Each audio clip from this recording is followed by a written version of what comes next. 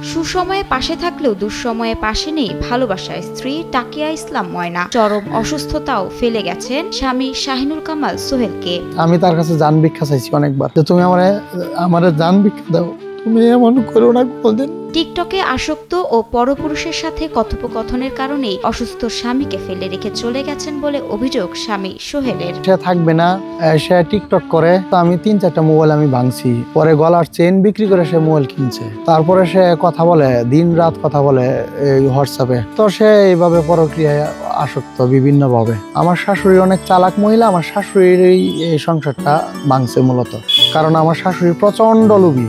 একসময় অন্যের সাহায্য ছাড়া চলাফেরা করতে না পারা পঙ্গু সোহেলের একমাত্র ভরসা ছিল স্ত্রী ময়না। তবে গত ৪ মাস সেই স্ত্রীও সোহেলকে একা ফেলে চলে যান বাবার বাড়ি। ৩-৪ মাসের কাছাকাছি হবে আমার ওয়াইফ আমাকে ফেলে চলে গেছে। মেয়ে বাবু আছে 4.5 বছরের, তো মেয়ে বাবুটা নিয়ে চলে গেছে। আমার সন্তানরে যেমন ভালোবাসি, আমার বউরেও আমি অনেক ভালোবাসি, প্রচন্ড ভালোবাসি। কিন্তু এখন আমি জানি না কি কারণে সে এমন করলো। বিদেশে একটি বিমান সংস্থায় ইলেকট্রিক টেকনিশিয়ান হিসেবে কর্মরত ছিলেন নরসিংদীর মনোহরদী উপজেলার সোহেল। স্ত্রী সন্তান নিয়ে সুখেই চলছিল তার সংসার। হঠাৎ দুরারোগ্য আক্রান্ত হয়ে পঙ্গু হয়ে গেলে স্বামীকে ফেলে রেখে একমাত্র সন্তানকে নিয়ে বাবার বাড়িতে চলে যান সোহেলের স্ত্রী ময়না। না, আমি কোনো সময় মন চিন্তা করি নাই আমার জীবনে এমন হবে। 5টা ছিল মোটরসাইকেল, 5টা মোটরসাইকেলই আমি একা চালাইতাম। যখন খুশি যেটা খুশি এটাই আমি চালাইতাম। আমার মতো সুখী মানুষ আমাদের এই এলাকা ইউনিয়নে ছিল না। তো আমরা খুব সুখী ছিলাম।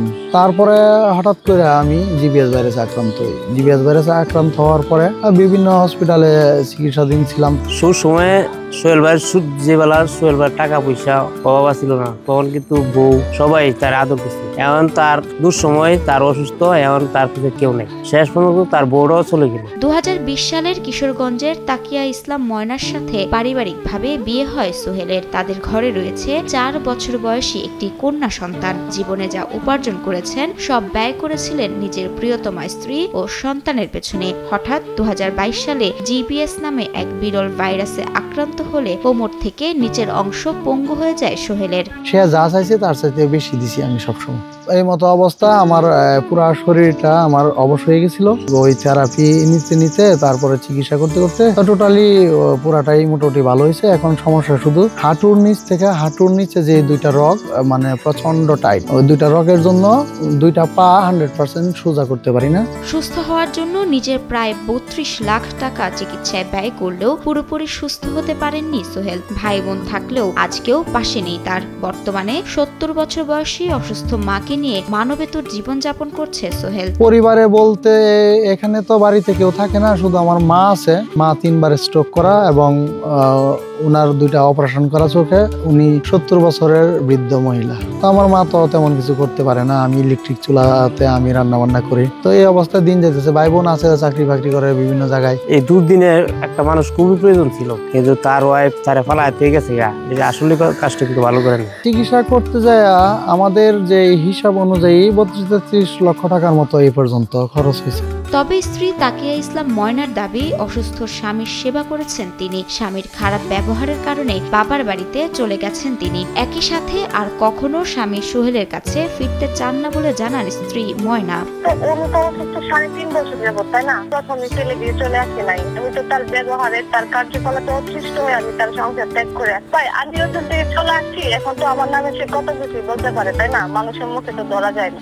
আমি যদি তার পরকে করতাম তাহলে তো আমি 3.5 বছর ওর এতটুকু অসুস্থ আমি সেবা যত্ন করতাম না, সংসারটা করতে চাইতাম না, তাই না? প্রথম দিকে তাকে ফেলে চলে আসতাম। যখন আমি ভালো ছিলাম তখন কোনো কমপ্লেন নাই। সে কোনোদিন বাবার বাড়িতে যায় না। 1 বছরে একবার যদি যায়, আমি বলতাম যে তুমি 10 দিন থেকে আইবা, 1 মাস থেকে আইবা। সে 3 দিন পরে আমরা না জানাই আইসা বাড়িতে হাজির।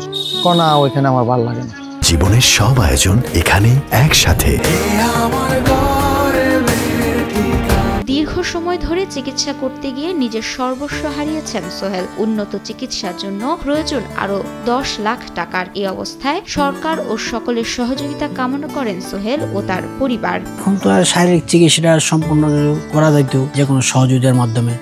দেখা যায় চেষ্টা করে দেখা যেত যে তার অবস্থান ভালো হয় কিনা। মানুষ চেষ্টার উপরে তো সবকিছু, মানুষের সহযোগিতা দরকার। সুস্থ হয়ে নিজের ভালোবাসার স্ত্রী ও একমাত্র সন্তানকে নিয়ে বাঁচতে চান অসহায় সোহেল।